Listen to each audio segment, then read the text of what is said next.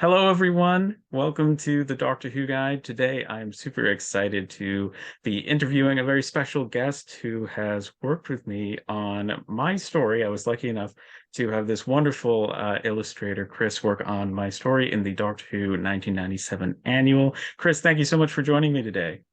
Hey, nice to see you. Yeah, I'm excited to talk about that whole process. It's been a lot of work, but I think what we collaborated on turned out pretty great. So, doing the game board page, when you contacted me and Hmm. asked me to illustrate this game board page, I was very honored and very excited because it's just an opportunity to make so many little details and pockets of illustrations and like have them overlap in really interesting ways. And this sketch phase here, although messy, this takes up like maybe a fourth or a third of the entire time lapse because just figuring out like a path that would create the correct frames for each illustration is so difficult. And like having to, you sent me the list of steps and I had to choose which steps would be able to be communicated easy enough. And it's such like a different way of thinking about illustration for me, since normally you just make like a finished piece, but here it's all of these miniature finished pieces interacting, and this is the phase where you have to kind of figure out how it's going to work. And it's so scary. Mark, the editor, asked if I wanted to, you know, write anything more for the annual, but said that, obviously the short stories were all taken care of. And so he pitched the idea of doing a game page, and your illustration of from the 1988 annual of the Chutes and Ladders game gave me the idea of, well, they're in the story, they're traveling to the journeying to the center of the TARDIS, as the later episode would be called. And so I love the idea of illustrating some unseen parts of their adventure and struggles to get down into the Eye of Harmony, past all of these TARDIS defenses. And so I knew that I wanted to have you illustrate it because it related back into my own story. And I came up with the name of TARDIS Trap. And so I mean I love that you were open to asking what scenes I wanted to include. And I know we both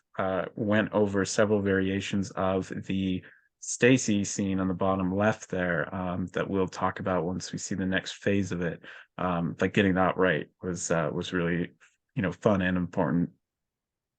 Yeah, no, it was I really liked that you had the steps reflect those unseen parts of the stories because it made so much sense to me. Like this is bridging, that gap. And I think that's just like, I don't know, it made sense to me. So that made the process of illustrating it a lot easier for me since I was familiar with the story. And something else that happened while drawing this, it was a couple of months, almost half a year since I had done the uh, other story illustrations. So my art had improved in that time, and I caught that happening while I was drawing, and I'm like, oh no, it's going to be a completely different art style. But I think I still managed to keep some of my general visual language the same. But it was really interesting to like compare the old illustrations and see like the differences of how I went through the TARDIS console or whatever.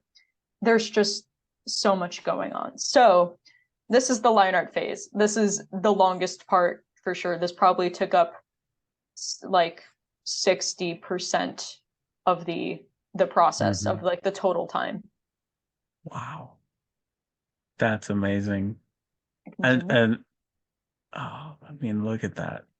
The TARDIS, the symbol of Rassilon in the background. We have Ben Stacy. And I love that you went with a triangle for that shape of the Yeah. The TARDIS corridor, I the like forget what we ventilation shaft. forget what episode the reference that you sent me was from, but I loved that it was shaped like a triangle. I thought that was such a fun Doctor Who-y detail of the TARDIS architecture. Yes, I wanted that to be a reference to Sarah Jane in The Ark in Space.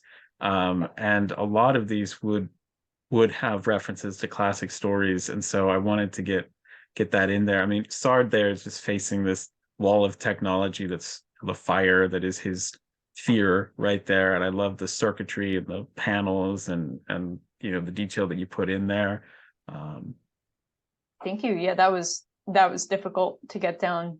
Things that are strict lines are always the hardest part. So this staircase here was, you know, it was a moment for me. I only had to illustrate one side of it and then I flipped it over. But even then, just making sure to get all of that architecture right was tricky. I did end up generally, you'll see in the progress video, I did partially like trace one of the promo images, but even then, even with tracing, it was like, what is, you have to like actually understand what is happening in that world to be able to draw it. You can't just like sketch it out like I did in the previous illustration. Like you have to understand, where does the leg of the stair rail like actually meet the stair, and make sure that the number of them matches up. It was like mind bending. I mean, you need that understanding of the architecture and the carpentry there to replicate it. And then this was a stroke of genius. The scarf, like being the thing that they were running over. I love that. That little bit Thank of you. surrealism and just that, it just because I wanted those hints to the rest of classic series. Like this is supposed to celebrate the Eighth Doctor, but I wanted to get in these hints and references as, you know, instead of just when it's a shoots and ladders board, it's just go back and there's no reason, and go forward and there's no reason. And I wanted to add in little Doctor Who references and reasons for why you got to go ahead or what set you back in the journey. And so one of those steps was, you know, unraveling a scarf like in Castrovalva helps you not get lost in the labyrinth of the TARDIS. And so that being represented here with the I love that. And then if you zoom out, the way that the path is part of like that symmetrical image at the end, I love that. So that's actually one of the things that took a lot of thinking, is that each of these sections that all of the characters are in, and especially with the scarf, they all align with whatever step is being mentioned. So this path right here, this ventilation shaft, that is aligned with the step that mentions that, like, oh, you found like a shortcut, and like this is the illustration representing that step, and it's connected over here visually. So making sure all of those matched up was another really tricky moment for me. So I think for the harp, the steps is like this one by the Eighth Doctor's Mhm. leg, and it comes up to around where his hand is. And then with the scarf, the step that tells you the scarf unraveled is where you see this strand here, and you get off where the scarf ends. So making the images match up with the steps was really tricky. You know, there's a lot to juggle at the same time, because there were a lot of points where I was like, well, is this too far to one side where it's not even matching up with the symbol? Or what if this square was actually like down here? Then that illustration wouldn't work. So there was just like, keeping all that in mind was I am very tricky, but I think it informs the composition. So I had like guide points, like places that I had to guaranteed get to. And then I could sort of plan around that. is so amazing. I can't tell you how like excited I am to hear and to understand that, because I was I was just choosing essentially I tried to balance out the going ahead, going back, and to do some testing with like what numbers are you most likely to roll so that you know you were likely to hit those spots in the journey. And if you got sent back, what then was a likely number that you would run into a problem again or something. But a lot of it wasn't like it was just choosing random numbers at the start and then moving things around. So I cannot believe that you have made it work visually. And obviously, you know, at the beginning we have the TARDIS where they start out, and then the Eye of Harmony where they end at. I cannot believe that you made that work with the numbers, because I wasn't thinking about that when I came up with the I list. I was I think if I needed it, like let's say these numbers, like I needed to move one, I probably would have mentioned it, or maybe, or I would have asked, or there's a good it would have chance been I might fine. have moved one of the numbers, but I think your spacing was pretty good. Like all of them were around 10 spaces apart for like these major moments that I was going to be illustrating. And you know, there are moments that don't have drawings, but like I felt like these were, I don't know, the spacing ended up working out, which I was very thankful for. I'm so glad, because I put some thought into it, but not this level of thought into it. And And some of the things that are illustrated are things that they run into. I know, like, hallucinating is one of them, and Yeah, that we was one have I the wanted to fire, draw. right? We have the fire there represented, but some of them were references to the story, and then some are just up to your imagination. So, oh, let's go to the next phase. That is amazing. All right, so the next step is me starting to map out the colors. So the line art remains the same. This is kind of like the underpainting of everything, and it'll essentially, like, the background will mostly remain the same, like that's the actual background, but this Hmm. part is kind of vital to the process and is also very difficult. Because I'm just trying to figure out values and what's going to be warm and what's going to be cool. And for an artist, something we have to think about is movement in the eyes and where do colors show up and how does that carry you through a piece. So I need to think about what would be the brightest parts of the image. And for me, it was quite clearly going to be the TARDIS console, the fire, and then the Eye of Harmony in the end. So I kind of have those highlighted with similar colors to guide me in my final step. So I would always kind of have this up on the side as a reference to make sure I was still carrying that feeling through, even though tons of other colors are going to come into this, because Sarda's green, Stacy has her pink red jumpsuit, and the doctor has his like green teal dark frock coat, and it's like there's so much happening, so it's always good to have like this base thing to look back at and make sure that it's still generally going in the right direction. That's awesome. That's so, I mean, just fascinating to hear about, and I love that, to get to see into your process. And the expression that you have on the Eighth Doctor's face as he plays the I mean, the harp of Rassilon, which is technically on Gallifrey, but I We was don't need fine to with worry him about that. encountering it there. Like, he's got either copies, or he stole the original. I like to think, if Both he are nicked a likely. Yeah, if he nicked a TARDIS from Gallifrey. I mean, he is the president, so this is true. oh, Yeah, he could incredible. steal it.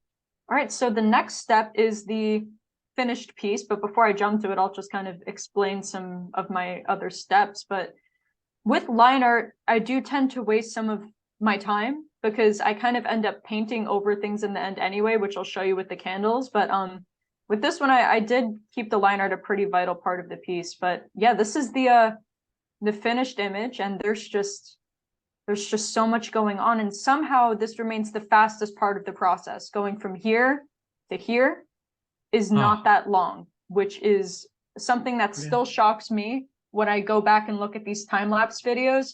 That's maybe 5 or 6 hours compared to like 10 hours of line art, which I still don't understand how that works. But coloring it and painting it just happens, and I really don't know. I still don't understand it. But yeah, I'll zoom on in, and yeah, we can take a little tour. Gosh, that's beautiful. Thank Oh, you. the candles, the melted wax, the different levers on the TARDIS. Oh, Yes, I had to incredible. look at you'll see in the progress video, I had a lot of references helping me out here because this type of stuff gets very confusing. The way that the lighting interacts with the metal and how you can like see when it changes to another sheet of metal and how much does it affect the shadows. There's just like a lot of science goes into thinking about art, which is also something that's always shocking, like thinking about the different textures and how to communicate that. So like doing the gold on here is a certain process, which is different than how I color in the clothing, et cetera, et cetera.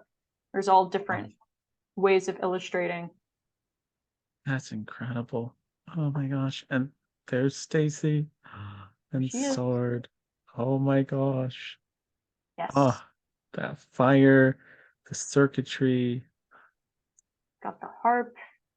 And yeah, it's fun to mess with values. So I needed to make sure that the red stood out and, got hit by a little bit of this glow of the fire. And it should still stand out here, but not take away from the harp that's happening.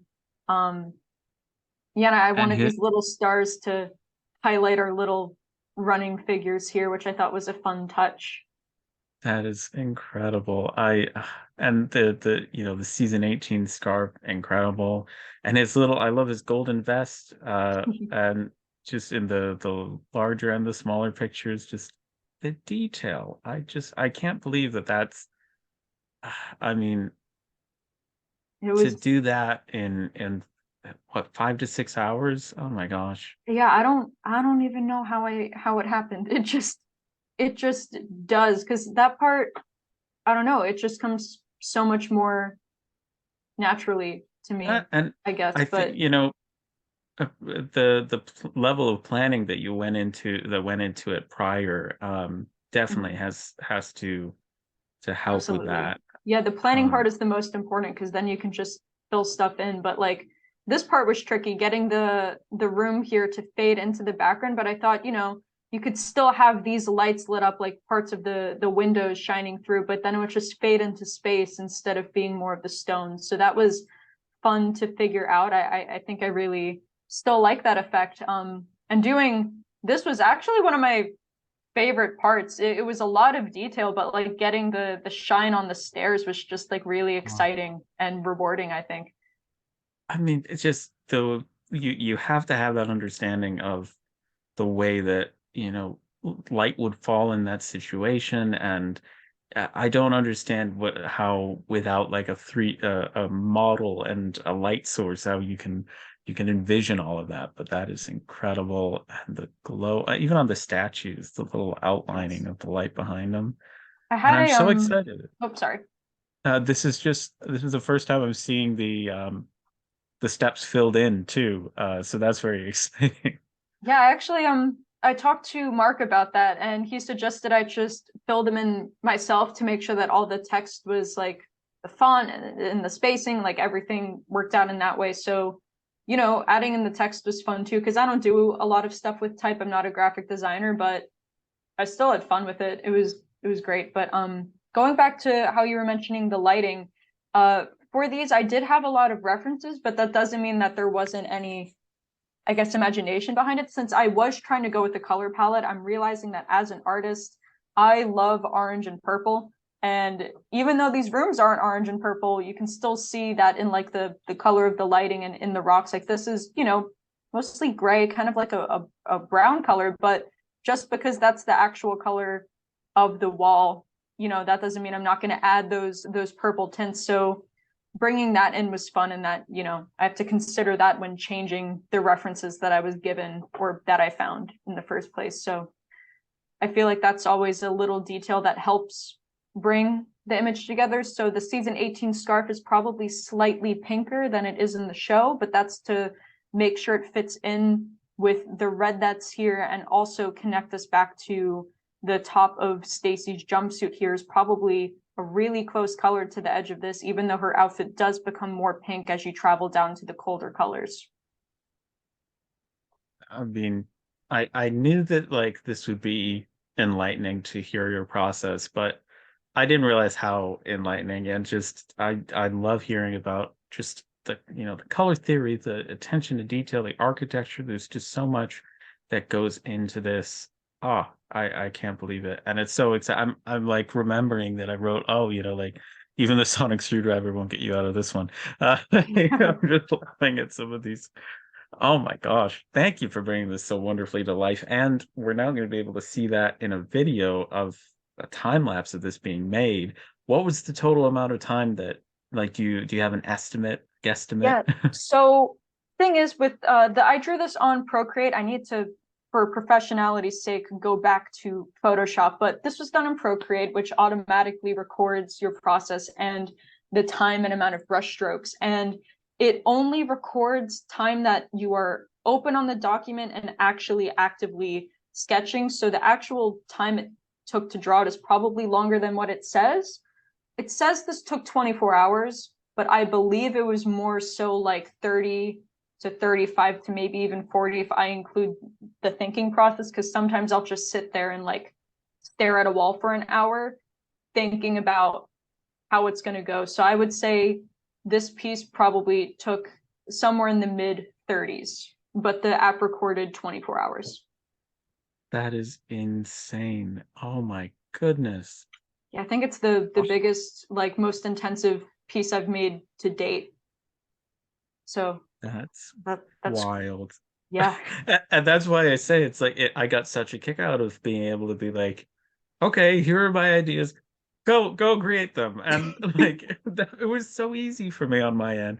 And I again, jaw on the floor, just like it's amazing. And you can like I'm I am part of me is surprised that anybody could spend, 30 hours just like that it took, that you put in so much time and so much dedication. The other part looks at this and is like really impressed that it happened in just that amount of time. So I Yeah. just kudos to you because that is amazing and it's just that level of dedication. It comes through. Thank you. I appreciate that. And I hear you on the sometimes it's like, wait, only 30 hours? Because if I think about that, that's less than a full-time work week. And I'm like, it felt like longer than that because I had it spread out. I would do an hour here, an hour there. But it is strange to, see what it is condensed because 30 is both not a lot of time and like so much time. Oh my gosh, so much. Yes, yes, absolutely. So let's see that time lapse.